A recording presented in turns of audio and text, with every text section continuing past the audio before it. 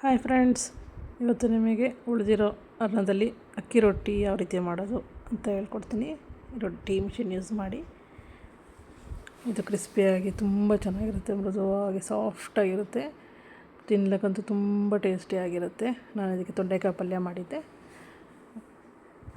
ನೋಡಿ. ಈಗ ಉಳಿದಿರೋ ಅನ್ನನ ಒಂದು ತಟ್ಟೆಗೆ ಟ್ರಾನ್ಸ್ಫರ್ ಮಾಡ್ಕೊಳ್ಳಿ. ಟ್ರಾನ್ಸ್ಫರ್ ಮಾಡಿಕೊಂಡು ಸೌಟಲ್ಲಾದರೂ ಆಯಿತು, ಕೈಯಲ್ಲಾದರೂ ಆಯಿತು, ಚೆನ್ನಾಗಿ ಇದನ್ನು ಸಣ್ಣದಾಗಿ ಮೆತ್ಕೋಬೇಕು ನೋಡಿ. ಚೆನ್ನಾಗಿ ಇದನ್ನು ಇಲ್ಲಾಂದರೆ ಮಿಕ್ಸಿ ಜಾರ್ಗೂ ಹಾಕಿ ನೀವು ಇದನ್ನು ನೈಸಿಗೆ ಮಾಡ್ಕೋಬೇಕು. ಕೈಯಲ್ಲಿ ಮಾಡಿದ್ದಿದೆ ಚೆನ್ನಾಗಿರುತ್ತೆ ನೋಡಿ. ನಿಮ್ಮ ಕೈಯಲ್ಲಿ ತುಂಬ ಎಫರ್ಟ್ ಹಾಕಬೇಕು ಅನ್ನೋದಾದರೆ ನೀವು ಮಿಕ್ಸಿ ಜಾರ್ಗೆ ಹಾಕಿ ಟ್ರಾನ್ಸ್ಫರ್ ಮಾಡಿಕೊಂಡು ಒಂದು ತಟ್ಟೆಗೆ ಯೂಸ್ ಮಾಡ್ಬೋದು. ನಾನು ಇವಾಗ ಚೆನ್ನಾಗಿ ಇದು ಮಾಡಿದ್ದೀನಿ. ಇದಕ್ಕೆ ಸಾಲ್ಟ್ ಹಾಕ್ಕೊತೀನಿ, ರುಚಿಗೆ ತಕ್ಕಷ್ಟು ಉಪ್ಪು ಹಾಕ್ಕೊಳ್ಳೋದು.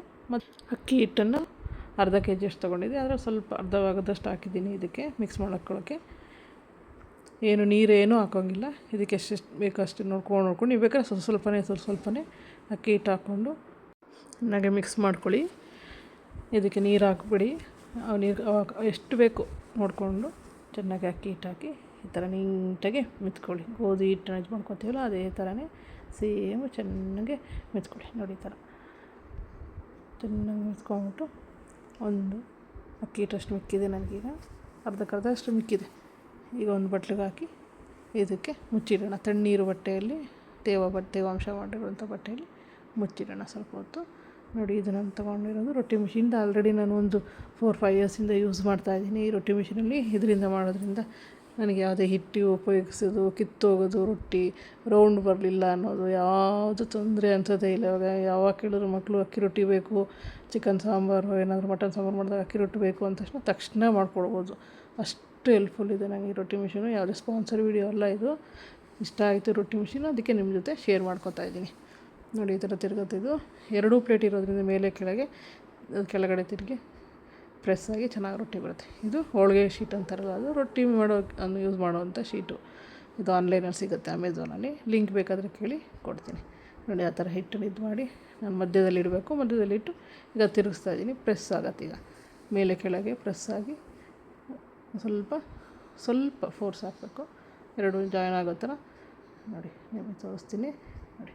ಈ ಥರ ನೀಟಾಗಿ ಎಲ್ಲ ಕಡೆ ಈವನಾಗಿ ಬರುತ್ತೆ ಪ್ರೆಸ್ ಆಗಿ. ಈಗ ಹಂಚು ಕಾಯಕ್ಕಿಟ್ಟಿದ್ದೆ, ಅದಕ್ಕೆ ಮೇಲೆ ಹಾಕೋತಾ ಇದ್ದೀನಿ. ಈಗ ಇನ್ನೊಂದು ನಿಮಗೆ ಅದೇ ಥರ ಮಾಡಿ ತೋರಿಸ್ತೀನಿ. ಹಿಟ್ಟನ್ನು ಈ ಥರ ಹಾಕ್ಳೋದು ಶೀಟ್ ಮೇಲೆ ಸೆಂಟ್ರಲ್ಲಿ ಇಟ್ಕೊಂಡು ಒಂದು ಶೀಟ್ ಅದ್ರ ಮೇಲೆ ಹಾಕಿ ಇವಾಗ ಇದ್ರ ಮೇಲೆ ರೊಟ್ಟಿ ಮಿಷನ್ ಮಧ್ಯದಲ್ಲಿ 2 ಪ್ಲೇಟ್ಗಳ ಮಧ್ಯದಲ್ಲಿ ಇಡಬೇಕು. ಇಟ್ಟು ತಿರುಗಿಸ್ದಾಗ ಮೇಲ್ಗಡೆ ಥರ ಪ್ರೆಸ್ ಮಾಡಬೇಕು. ಸ್ವಲ್ಪ ನೋಡಿ ನೋಡ್ಕೊಳ್ಳಿ, ನಿಮ್ಗೆ ಸಾಕು ಸೈಜು ಅಲ್ಲಿದ್ರೆ ಓಕೆ. ಇನ್ನೂ ತೆಳ್ಳಗೆ ಬೇಕು ನನಗೆ ಅಂದರೆ ಇನ್ನೊಂದು ಸ್ವಲ್ಪ ಪ್ರೆಸ್ ಮಾಡ್ಕೊತಾ ಇದ್ದೀನಿ. ಇವಾಗ ಪ್ರೆಸ್ ಮಾಡಿದೆ ನೋಡಿ. ಅಂಟಲ್ಲ ಏನಿಲ್ಲ. ಸ್ವಲ್ಪ ಎಣ್ಣೆ ಸೋರ್ಕೊಳ್ಳಿ ಬೇಕಂದರೆ. ಈ ಶೀಟಲ್ಲಂತೂ ಎಣ್ಣೆ ಅವಶ್ಯಕತೆಯೇ ಬರೋಲ್ಲ. ಸರಿ, ಈ ಥರ ರೊಟ್ಟಿನ ನೀಟಾಗಿ ಎಲ್ಲ ಕಡೆ 2 ಕಡೆ ಫ್ಲಿಪ್ ಮಾಡಿ ನೀಟಾಗಿ ಸುಟ್ಕೊಳ್ಳಿ. ಹಂಚಿನ ಮೇಲೇ ಸ್ವಲ್ಪ ಹೊತ್ತು ಸುಟ್ಕೊಳ್ಳಿ. ಎಲ್ಲ ಕಡೆ ತಿರುಗಿಸಿ ಸುಟ್ಕೊಳ್ಳಿ. ಆಗ್ತಿದ್ದಂಗೆ ಇದನ್ನು ನಾವು ಹಂಚನ್ನು ತೆಗೆದು ಬೆಂಕಿ ಮೇಲೆ ಸುಡಬೇಕು. ಆವಾಗಲೇ ಇದ್ರದ್ದು ಈ ರೊಟ್ಟಿಯ ಟೇಸ್ಟ್ ಎನ್ಹಾನ್ಸ್ ಆಗೋದು.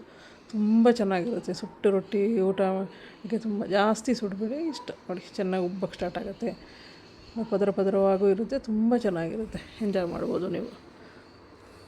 ಪ್ಲೇಟಿಗೆ ಹಾಕ್ಕೊಂಡೆ. ಈಗ ಆ ರೊಟ್ಟಿನ ತೆಗೆದಿದ್ದಕ್ಕೆ ಫಸ್ಟು ಹಂಚಿನ ಒಂದು ರೊಟ್ಟಿ ಹಾಕ್ತಿದ್ದಂಗೆ ಒಂದು ತೇವಾಂಶ ಇರೋ ಬಟ್ಟೆಯಲ್ಲಿ ಒರೆಸ್ಕೊಂಬಿಡಿ. ಆಮೇಲೆ ನೆಕ್ಸ್ಟ್ ರೊಟ್ಟಿಗಳು ಹಾಕಿ. ತುಂಬ ಚೆನ್ನಾಗಿ ಬರುತ್ತೆ ರೊಟ್ಟಿ.